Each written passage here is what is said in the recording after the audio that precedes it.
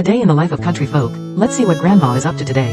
First thing in the morning, she's mixed up a big basin of dough, and friends, she even cracked in 2 eggs. Can you guess what she's making? Now, let's take a look at what Grandpa is doing. Acting under Grandma's orders, he's setting up trellises for the cucumbers and string beans. That's skilled work I can't handle, but I can help with the heavy lifting. I poke the starter holes with a stake so it's easier for Grandpa to insert the supports. Oops, time for a do-over. Grandpa says the holes are too small, so I have to widen them.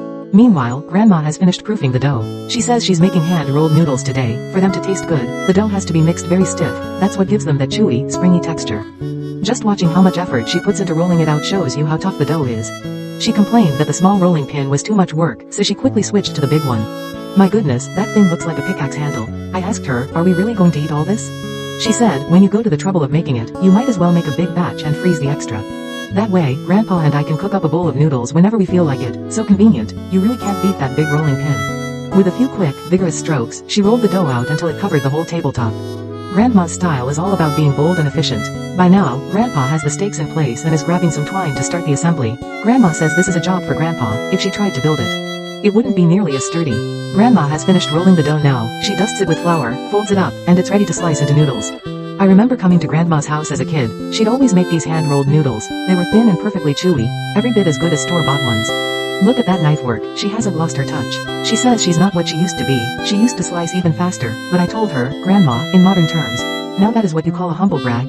Just look at Grandma here. She's over 70, yet, would you believe it? She's never dyed her hair. There are hardly any gray strands at all. While chatting, she's already sliced the noodles and is grabbing a few stalks of scallion to make the sauce. She adds plenty of chopped scallion, and while she's at it, she checks on Grandpa's handiwork. She praises the job but notes that the lack of bamboo poles makes it a bit flimsy. The old man just couldn't bring himself to use the bamboo poles he already had on hand. Meanwhile, Old A has finished his chores and is letting the little geese out. Before turning them loose, he has to double-check the goose pen to make sure no stragglers are left behind. 4 eggs go into the pan. Look at that lovely scramble, followed by the scallions, minced meat, and some homemade soybean paste. The aroma wafts up instantly. A few more seasonings, a quick, vigorous stir-fry of the meat, and the egg sauce is ready. Here's a key tip. Never throw away the first batch of water used to boil the noodles in a clay pot. Save it for the broth.